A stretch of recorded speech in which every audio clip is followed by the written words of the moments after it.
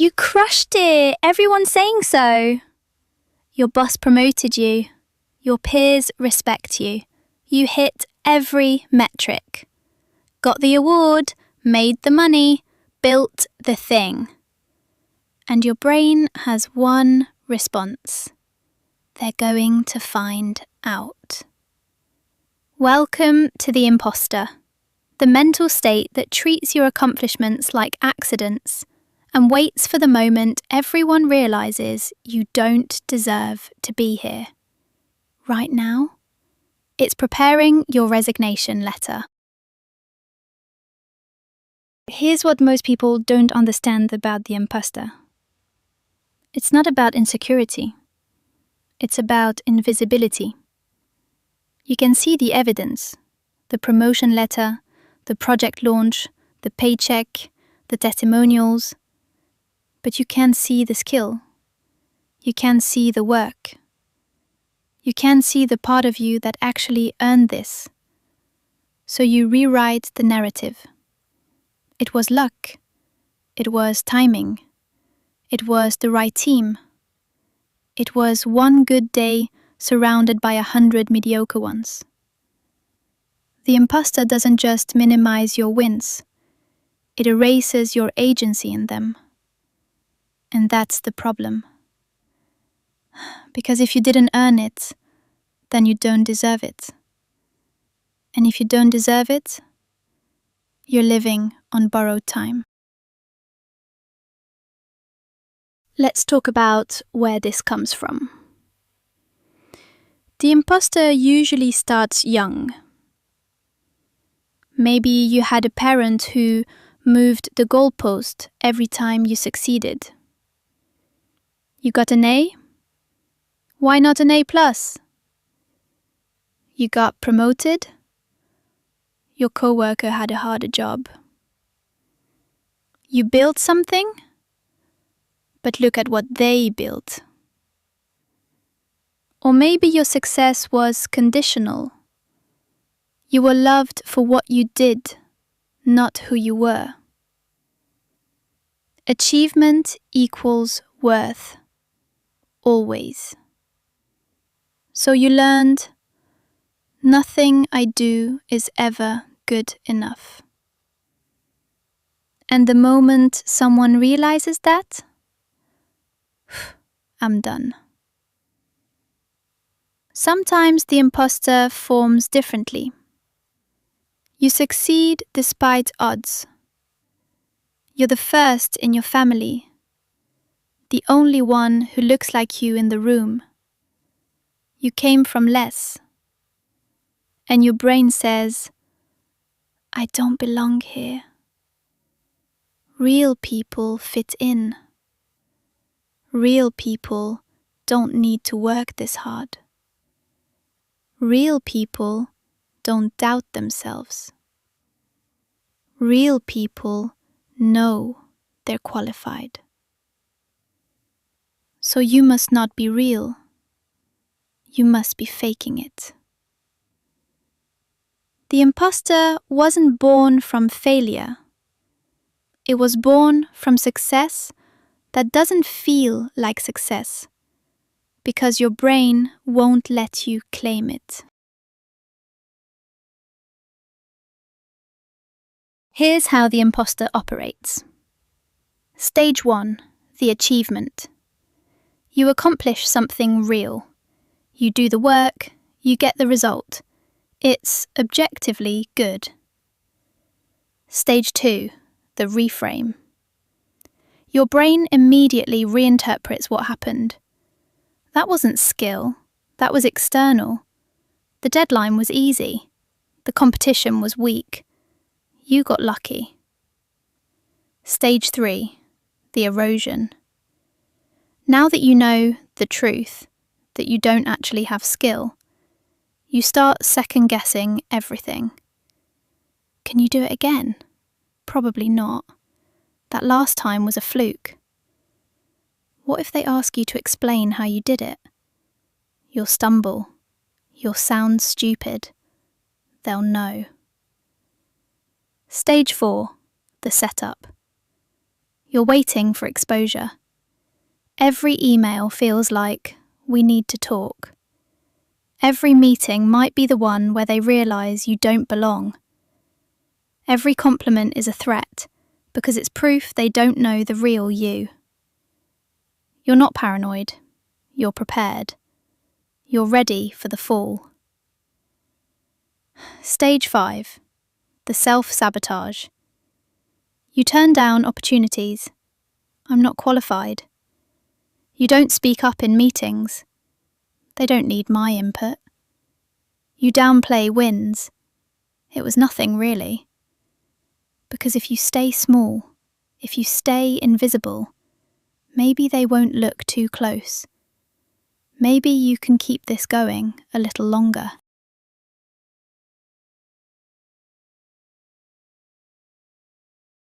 Here's the thing about the imposter. It doesn't care about evidence. You have the degree? Doesn't matter.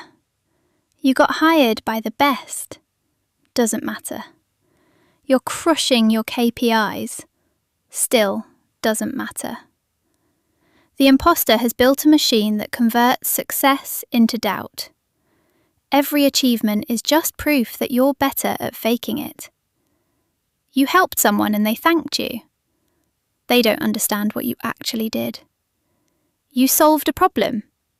It was simple. Anyone could have done it. You led a team. They succeeded despite you. This isn't humility. This isn't grounded self-assessment. This is a filter that only lets doubt through. And here's what it costs you. Ownership. You can't enjoy your wins because you didn't earn them. You can't take credit because it wasn't your skill. You can't build on your success because it wasn't real to begin with. You're living in someone else's life, pretending to understand how you got here. Let's talk about the exposure fear. The imposter's biggest nightmare. Someone asks you to explain your expertise. They'll want you to speak at a conference. I'm not an expert. They'll ask you to mentor. I don't have anything to teach. They'll want your thoughts. I don't know enough. So you either say no and feel the shame of declining, or you say yes and feel the terror of being exposed. Both options are painful. But the imposter prefers the pain of decline, because at least that way, nobody finds out. Here's what the imposter doesn't tell you. The people asking already think you know. Your boss already thinks you're qualified. Your peers already think you belong. The only person who thinks you're faking it is you.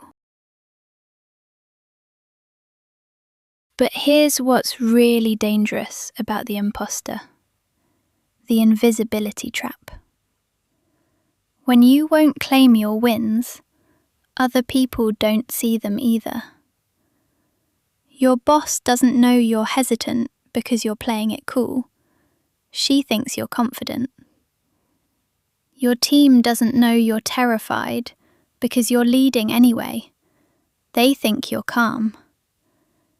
You're getting promoted not despite the imposter, but with the imposter. And the imposter takes zero credit. So you keep advancing, you keep succeeding. And it gets worse, because every new level is proof you've gotten better at faking. You're not even aware of the pattern. You just feel like you're running faster, higher, always one step away from being caught. Okay, so how do you work with the imposter? Strategy 1. Document the objective proof. The imposter doesn't trust your brain's interpretation. Fair. it's been lying to you. So collect evidence that it can't reframe. The email where someone praised your work, the metric that went up, the person who said you changed their life. Not to be arrogant, to be accurate. Because the imposter trades in subjectivity. Facts are the only thing it can't rewrite. Keep them somewhere accessible. When the imposter activates, you don't argue with it. You read the evidence. Strategy 2. Normalize the learning. The imposter thinks, real experts don't have to learn. Real experts already know. So it uses every "I don't know" as proof you're faking. But here's the truth. Everyone's learning. Always. The difference between an imposter and an expert is that the expert knows they're learning. Start saying it out loud. I'm learning how to do this. I'm still figuring out the best approach. I don't know this part yet, so I'm going to figure it out. That's not weakness. That's clarity. That's the difference between someone who's pretending and someone who knows. Strategy 3. Claim the work. This is where the imposter fights hardest. When someone compliments you, don't say, "It was nothing." Don't say, "Anyone could have done it." Don't deflect. Say, "Thank you. I'm proud of that work. That took effort and it paid off. I'm glad it helped." You don't have to believe it yet, but every time you claim the work out loud, you tell your nervous system, "I did this. I deserve to be here." Repetition rewires. Eventually, your brain catches up. Strategy 4. Find your people. The imposter thrives in isolation. It whispers to you alone.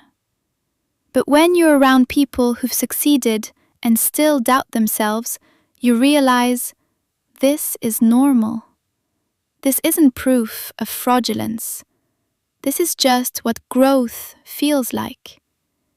Imposter syndrome is actually more common among high achievers, because you're ambitious enough to notice the gap between where you are and where you want to be. That gap isn't proof you don't belong. It's proof you belong enough to want to go higher. Here's the truth. The imposter doesn't want you to know. You are allowed to take up space. Your skill is real. Your accomplishment is real. Your right to be in the room is real. Not because you're perfect. Not because you know everything. Not because you've made it. But because you did the work. You showed up. You figured things out. You contributed. And none of that was an accident. The imposter will keep whispering. But every time you claim your win, every time you speak up, every time you let yourself be seen, you're proving it wrong. You're not faking it, you're living it. And the sooner you claim that, the sooner you can actually enjoy what you've built. So, what's your pattern? Do you downplay wins? Attribute success to luck? Feel like you're faking it despite evidence? Drop it in the comments.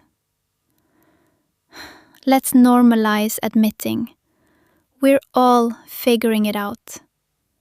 Some of us are just pretending we're not. Next week, Localhost, the victim. Nothing's your fault. Everything happens to you. We're examining how victimhood becomes your identity, and why owning your power is scarier than staying helpless. Subscribe for weekly character studies. And hey, if you've accomplished something you're not taking credit for, today's the day. Claim it. You earned it. See you next time. You belong here. Believe that.